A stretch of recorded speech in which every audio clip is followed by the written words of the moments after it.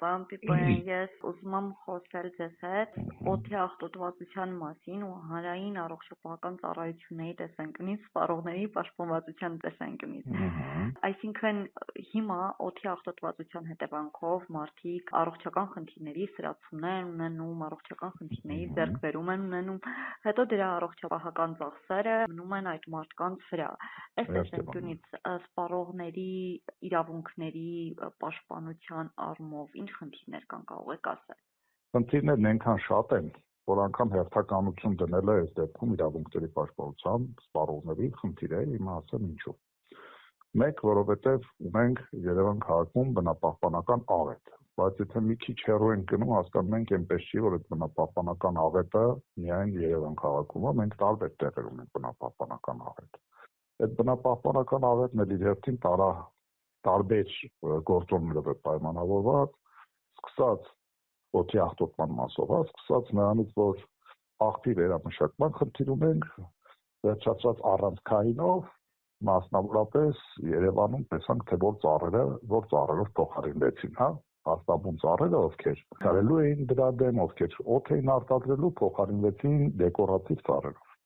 Ընդամենը պետք է նայել շինարարական նորմերը, ընդամենը պետք է նայել այն քանակի շինթույլտվություններին, որոնք որ տրվել են Երևանին եւ քաղաքը վերբավականացնում։ Եվ այս ենթակառուցվածքների բացակայության պայմաններում բնածոնդի ավելացումն իր հերթին բերում է նոր շարժակազմեր, որոնք պատշաճեցողություն չեն անցնում, ել չասեմ, որ հազարավոր այլ գործոններ էլ կան եւ առանձնացնենք ընդամենը այն առանցքայինները, որոնց հետ կապված է պետությունը առնվազն շատ արագ կարող է քայլեր ձեռնարկել եւ կամ,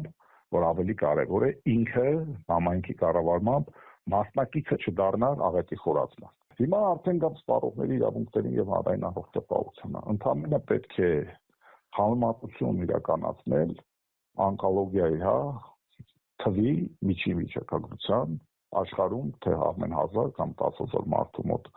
քանի դեպք է արձանագրվում եւ քանի դեպք է արձանագրվում Հայաստանում։ Եվ արդեն հարցեր ուղղել առողջապահության նախարարությանը։ Ինչպես է ստացվում, որ երբ որ բերում եք ծխախոտային օրենսդրություն, հիշում եք այս վիճակագրությունը, բայց երբ որ ձեր համայնքն է վատ կառավարում նպաստելով նրան, որ հանրային առողջապահական խնդիրներ ունենանք, քար լռություն է տիրում։ Այս հարցերն արդեն պետք է ուղղել առողջապահության նախարարությանը։ Եվ սպառողների իրավունքների պաշտպանությունը գլոբալ իմաստով մենք պետք է բաժանենք երկու խմբի։ Անհատական իրավունքի պաշտպանություն, երբ որ ամեն մեկը պետք է գնա ինքնուրույն իրավունքը պաշտպանի կամ որևէ պետական կառույցից ակնկալի, եւ ընդհանուր, սա ընդհանուր մասսայական բնույթներով է, պարզապես մի մասը ուղիղ առնչություն ունենում է, մի մասը ուղիղ առնչություն ինչ որ ժամանակ չի ունենում, չունենալով նաեւ երաշխիք, որ վաղը չի ունենալու։ Այսինքն այնպես չի, որ առողջական խնդիրներ ունեցող մարդիկ վաղը չեն ավելանալու, այսինքն կամայական սխալ որոշում, կամայական վատ եւ առողջապահությանը չնպաստող արարք, եթե այսօր հետևանք չունենում, վաղն ունենում, մյուս օրն ունենում եւ ինչպես դուք նշեցիք, այո։ Իսկ ինչով է զբաղված հանրային առողջապահության ոլորտի քաղաքականություն մշակող կառույցը, ռիլեր նկարելով, նկարահանվելով եւ համապարփակ ապահովագրության հետ կապ չունեցող ապահովագրական փաթեթը համապարփակ ապահովագրության հետ զուգահեռներ համեմատություն տանելով հանրությանը մոլորեցնել։ Այսքանը ընդհանուր առմամբ սպառողների իրավունքների պաշտպանության մասով։ Տեսեք, սպառողների իրավունքների պաշտպանության մասով արդեն մի անգամ ձևակերպեցի, սա արդեն ցավոք սրտի անհատական իրավունքից ընդհանուր իրավունքի է վերածվում եւ սա ըստ էության անհատական իրավունքի մակարդակում պաշտպանության մեխանիզմ չի կարող ունենալ եւ սահմանվել։ Ինչու, որովհետեւ այնքան բազմագործոն են,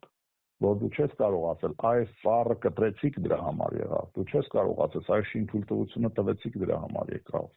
չես կարող ասել աղբահանության խնդիր չլուծեցիք, աղբը վառվեց, սրա հետևանքով առաջացավ, որովհետեւ այնքան գործոն կա, ինչի եմ ասում, մեքենաների շարժակազմերը համապատասխան զննություն, որ չեն անցնում եւ այդ արտանետումն այսպես ասած մեքենաներից,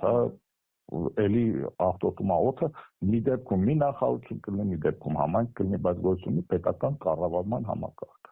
Իսկ մեր պետական կառավարման համակարգը ցավոք սրտի ինքը ոչ թե գործում է բարություն հասարակության, այլ ինքը ամբողջ ռեսուրսը տրամադրում է քաղաքացու համար պատկեր ստանալու համար։ Եվ որոշ պաշտոնյաներ հայտնի անեկդոտի պես ոչ թե տեսնում են 30 ոսկի գողացող, այլ տեսնում են 1500 հոգի մարդու, ով չի տեսել 30 ոսկի գողացողին։